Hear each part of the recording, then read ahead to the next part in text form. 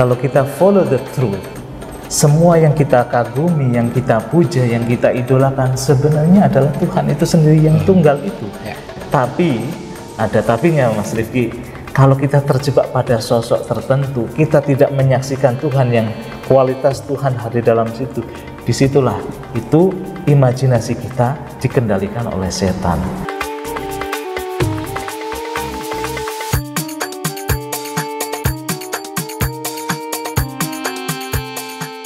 Assalamualaikum warahmatullahi wabarakatuh. Kita berjumpa kembali di channel Tauhid Cinta. Di belakangan ini banyak orang berburu tiket untuk dapat menonton konser Coldplay, sebuah band yang memang cukup terkenal di berbagai belahan dunia termasuk di Indonesia. Yang terakhir kemarin ya tiket seharga 11 juta habis dalam waktu 6 menit. Luar biasa.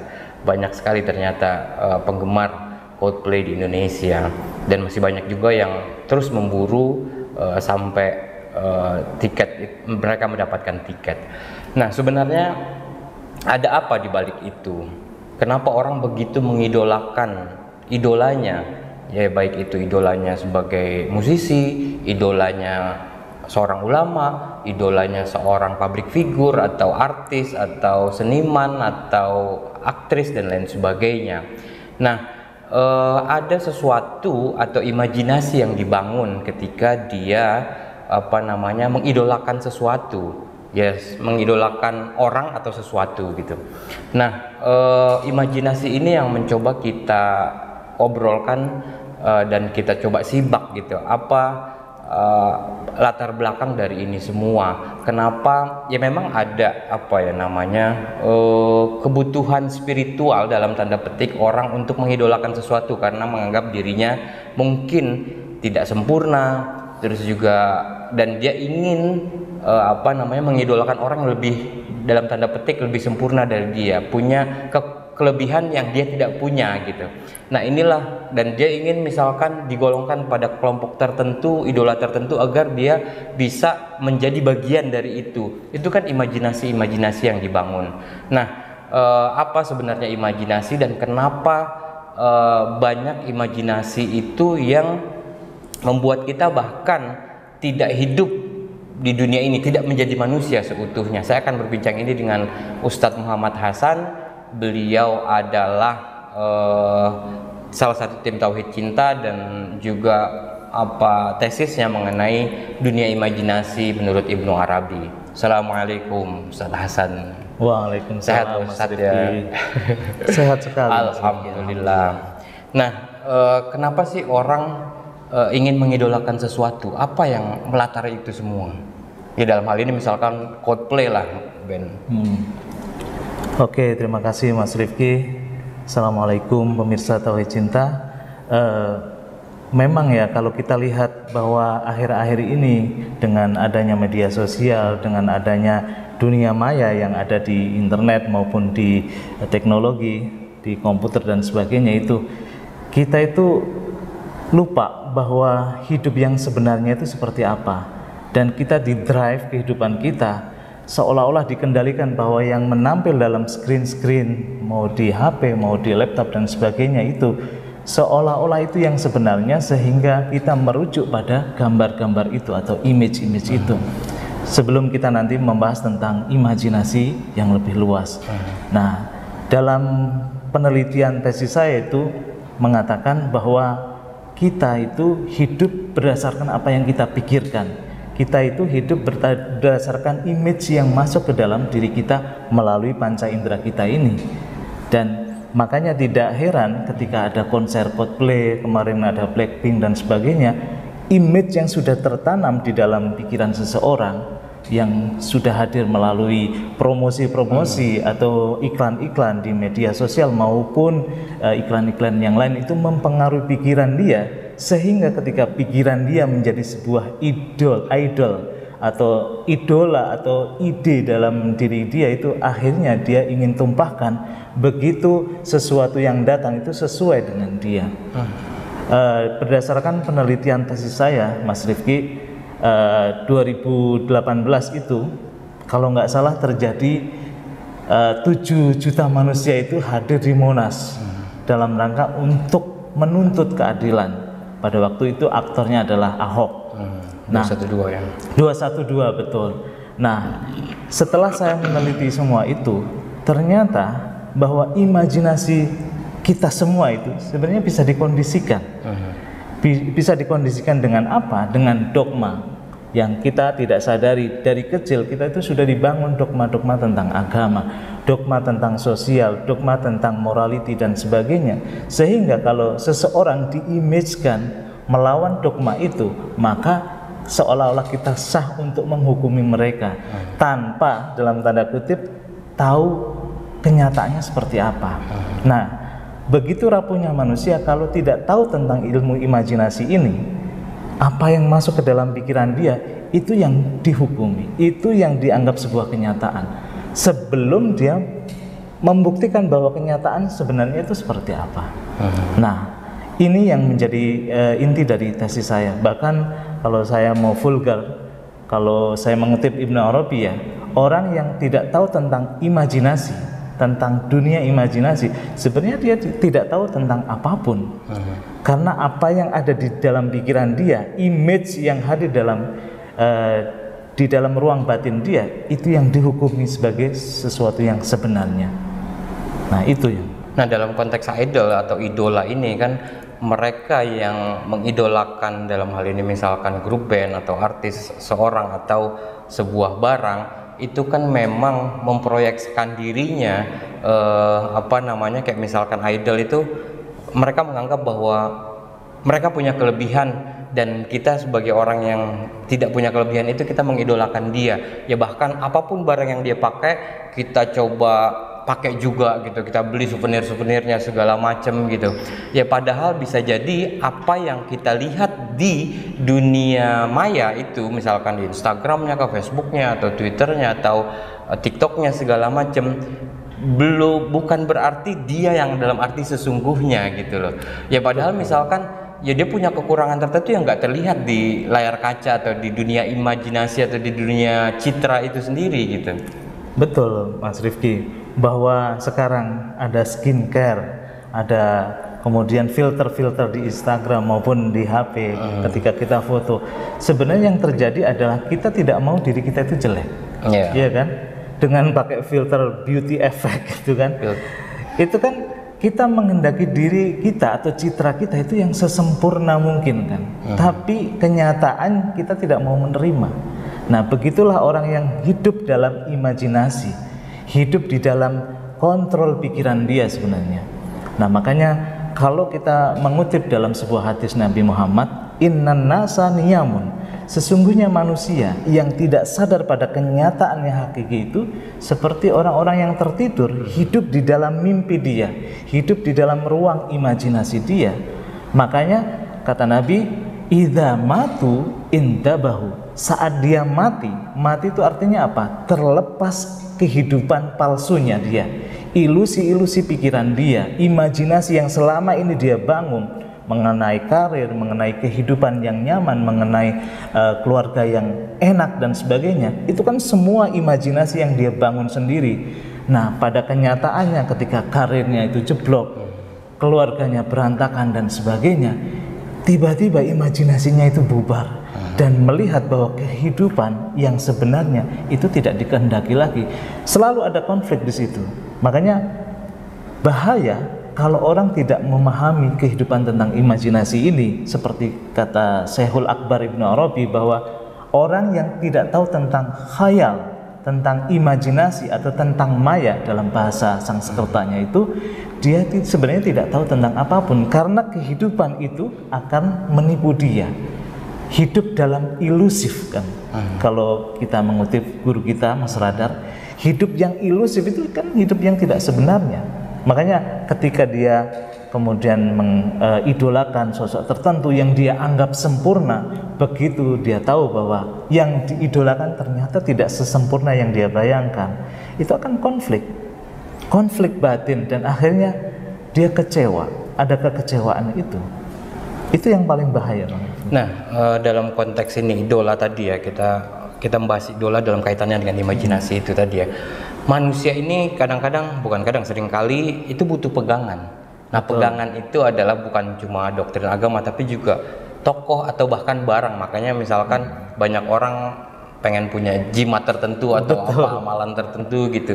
Ya mereka butuh pegangan, yang pegangan itu menurut dia lebih dari dirinya.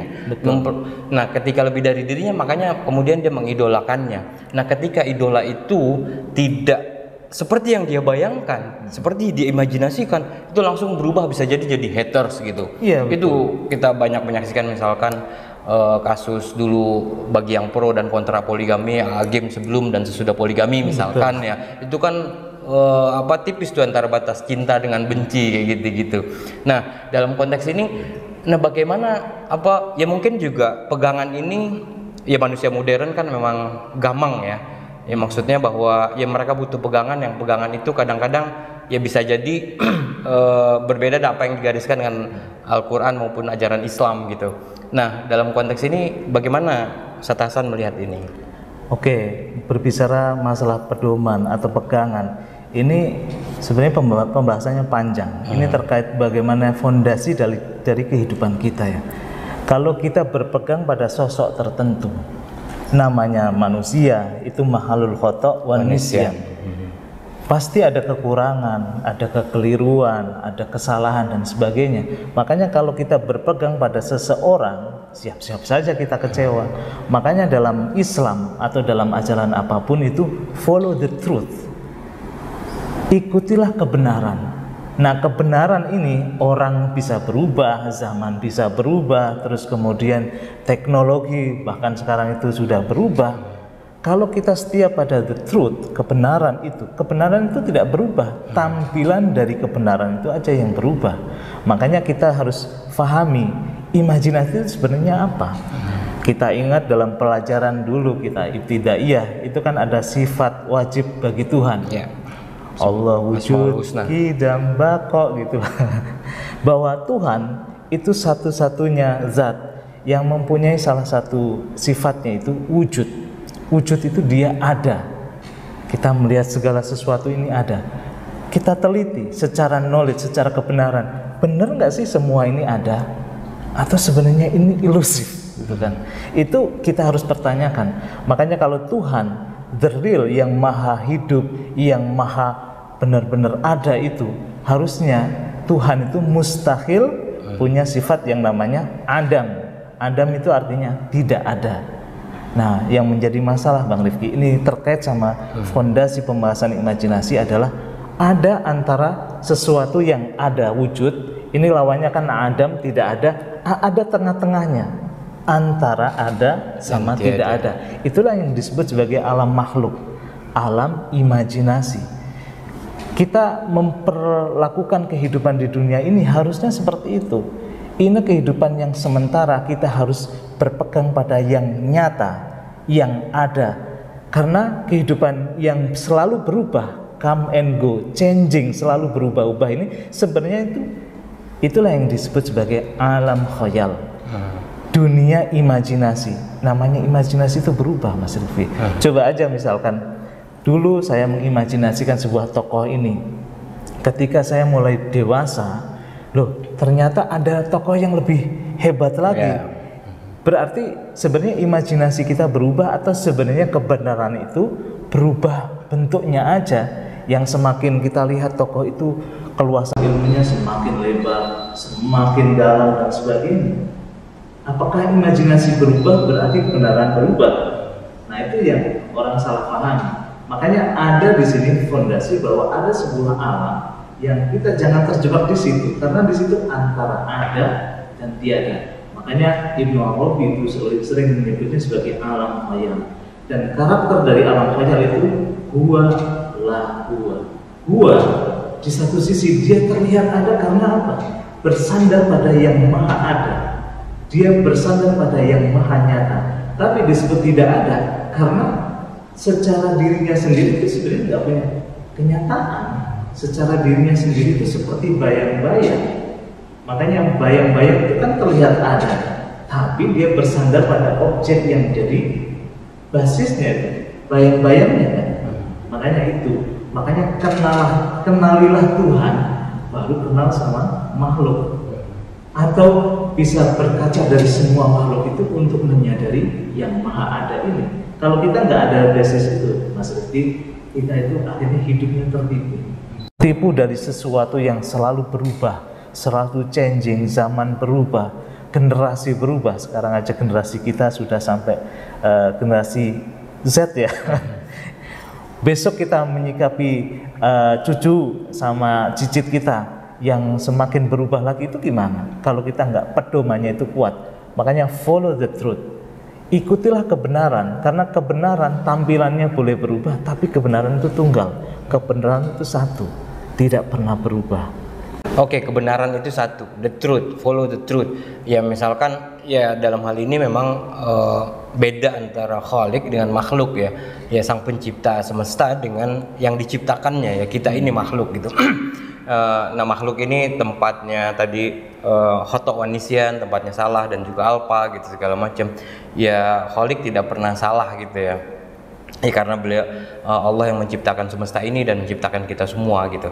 Nah dalam hal ini ada ya manusia juga dianggapkan sebagai manifestasi Tuhan gitu segala macam, dan ada Rasul atau utusan Rasulullah, utusan Allah di muka bumi ini gitu, dan kita sendiri sebagai khalifah gitu ya.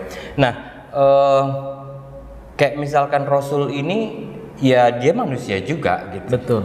Nabi Muhammad manusia juga, tapi ada titisan atau ada risalah yang dibawa. Nah, apakah follow the truth itu juga kita mesti meneladani atau mengidolakan Nabi Muhammad misalkan? Nah, menarik ini, kita udah masuk ke dalam idola, pembahasan idola. Nah, sebenarnya yang kita idolakan itu siapa sih, Mas Rifki? Kalau kita follow the truth, semua yang kita kagumi, yang kita puja, yang kita idolakan sebenarnya adalah Tuhan itu sendiri yang tunggal itu. Adapun manifestasinya, adapun ejawantahnya menjadi para utusan, menjadi para nabi, kemudian menjadi semua yang kita saksikan di alam ini, sebenarnya idola-idola itu atau kita sebut sebagai berhala-berhala itu, atau kita sebut sebagai Tuhan-Tuhan itu, merujuknya adalah hakikat yang tunggal itu. Makanya menjadi syirik kalau kita mengidolakan sesuatu yang bukan yang tunggal itu. Kita menganggap ada pembanding atau ada yang sepadan dengan yang tunggal itu. Makanya kalau di era sekarang ini kita mengidolakan artis tertentu atau penyanyi tertentu dan sebagainya, harusnya kita sadar bahwa ada kualitas Tuhan yang hadir, kualitas Tuhan yang menampil di dalam orang yang kita idolakan, sehingga kita kita bisa melihat ketakjuban di situ, kita bisa melihat keindahan di situ, ada pada sosok, ada pada tampilan dari imajinasi tertentu yang kita saksikan. Nah, saat kita bisa melihat Tuhan ada di situ, itulah yang namanya keindahan, itulah yang namanya beauty of God, itu menampil dalam sebuah citra-citra tertentu. Makanya menjadi rasulun. Rasul itu artinya apa sih? Utusan Tuhan. Tuhan hadir dalam sebuah sosok tertentu yang bisa mengingatkan kita lagi kepada Dia, menjadi cermin atau menjadi mirror daripada Tuhan itu. Itulah idola, hakikat idola harusnya gitu. Tapi ada tapinya, Mas Rifki. Kalau kita terjebak pada sosok tertentu, kita tidak menyaksikan Tuhan yang kualitas Tuhan hadir dalam situ. Disitulah itu imajinasi kita dikendalikan oleh setan. Yang di situ nanti pasti ada kekecewaan, yang di situ pasti nanti ada hidup yang penuh dengan penderitaan. Kalau yang kita imajinasikan tidak sesuai, bahkan ujungnya jadi haters. Iya, ujungnya jadi haters. Itu kan sebenarnya switch-nya itu tipis antara malaikat sama setan itu kan. Oke, terima kasih Ustaz Hasan, luar biasa pembahasan kita ya, bahwa apa yang kita lihat, apa yang tampak itu sebenarnya kalau kita mau sibak itu adalah manifestasi dari wajah-wajah Tuhan gitu, manifestasi dari sifat Tuhan yang ada dalam diri makhluknya gitu. Nah, bagaimana, apakah kita sudah bisa menyaksikan itu? Apakah kita melihat idola kita atau orang yang kita tidak suka atau orang benci itu ada wajah Tuhan di situ? Ya semoga pembahasan ini tidak berhenti di sini, dan ya kita akan menyibak atau kita akan membincang lebih jauh tentang hal-hal yang berkaitan dengan imajinasi di diskusi-diskusi berikutnya. Ya, semoga bermanfaat. Mohon maaf atas segala kekurangan. Terima kasih Ustaz Hasan, terima kasih atas partisipasinya. Wabillahi taufiq wal hidayah. Wassalamualaikum warahmatullahi wabarakatuh.